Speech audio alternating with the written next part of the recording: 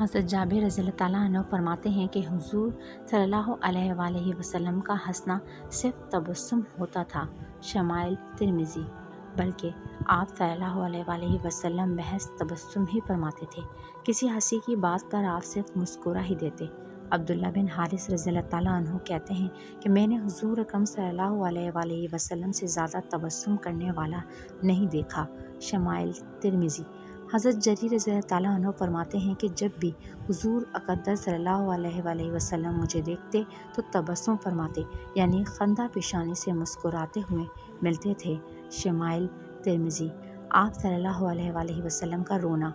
ہنسنے کی طرح آپ صلی اللہ علیہ وآلہ وسلم کا رونا بھی ایسا ہی تھا کہ جس میں آواز پیدا نہ ہوتی، ہاں اتنا ضرور ہوتا کہ آپ کی آنکھیں ڈبڈبا جاتی اور آنسو بہہ جاتے اور سینے سے رونے کی ہلکی ہلکی آواز سنائی دیتی۔ کبھی تو میت پر رحمت کے باعث رو دیتے، کبھی امت پر نرمی اور خطرات کے باعث، کبھی اللہ تعالیٰ کی خشیت کی وجہ سے، اور کبھی کلام اللہ سنتے سنتے رو پڑتے۔ یہ آخری رونا محبت اور اشتیاق اور اللہ تعالیٰ کے جلال و خشیت کی وجہ سے ہوتا۔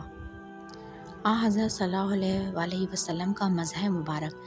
حضرت صلی اللہ علیہ وآلہ وسلم کی مجالس میں گو وقار، سنجیدگی اور متانت کی فضا ہر وقت قائم رہتی، یہاں تک کہ خود صحابہ کرام رضی اللہ تعالیٰ عنہ فرماتے ہیں کہ ہم لوگ حضور صلی اللہ علیہ وآلہ وسلم کی صحبت بابرکت میں ایسے باادب ہو کر بیٹھتے تھے کہ گویا ہمارے سروں پر پرندے بیٹھے ہوئے ہیں اور وہ ادنا سی حرکت سے اڑ جائیں گے، مگر پھر بھی حضرت صلی اللہ علیہ وآلہ وسلم کی خوش طبعی کی جھلک ان متبرک صحبتوں کو خوشگوار بناتی رہتی، کیونکہ حضرت صلی اللہ علیہ وآلہ وسلم اگر ایک طرف نبی مرسل کی حیثیت سے احترام و رسالت کو ملحوظ رکھتے ہوئے وعظ و تلقین میں مصروف رہتے، تو آپ دوسری طرف صحابہ کے ساتھ ایک بے تکلف دوست اور خوش مزاج ساتھی کی حیثیت سے بھی میل جول رکھتے۔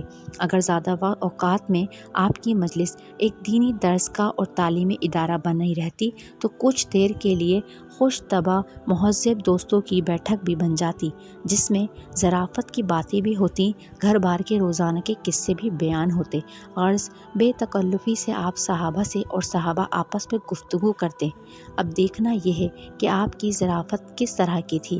اس تشریح کی ضرورت یوں ہے کہ بہت سے کاموں میں ہمارے غلط عمل سے ہمارے نظریات بدل چکے ہیں، تخیل کہاں سے کہاں چلا گیا ہے، ہر معاملے میں اعتدال کھو بیٹھے ہیں۔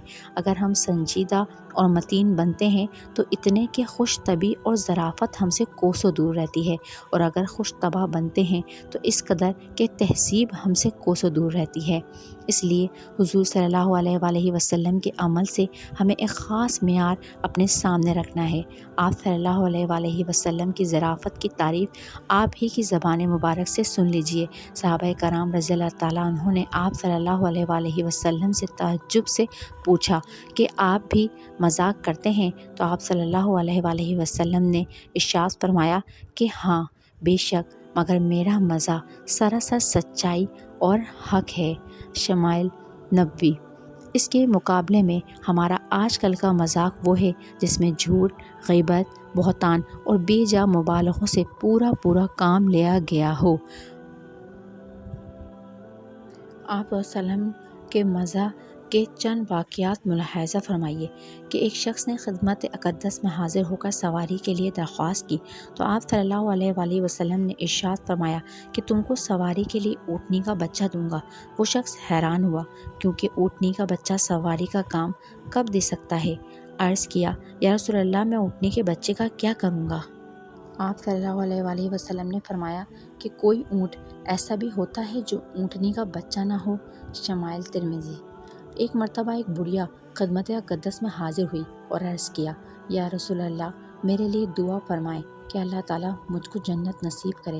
آپ صلی اللہ علیہ وآلہ وسلم نے ارشاد فرمایا کہ بوڑھی عورتیں جنت میں نہیں جائیں گی۔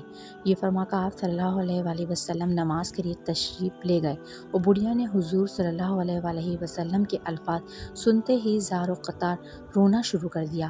آپ صلی اللہ علیہ وآلہ وسلم نماز سے فارغ ہو کر تشریف لائے تو حضرت عائشہ رضی اللہ تعالیٰ عنہ نے عرض کیا، یا رسول اللہ، جب سے آپ نے فرمایا ہے کہ بوڑھی عورتیں جنت میں نہیں جائیں گی، یہ بڑھیا رو رہی ہے۔ آپ صلی اللہ علیہ وسلم نے فرمایا کہ اس سے کہہ دو کہ بوڑھی عورتیں جنت میں جائیں گی مگر جوان ہو کر۔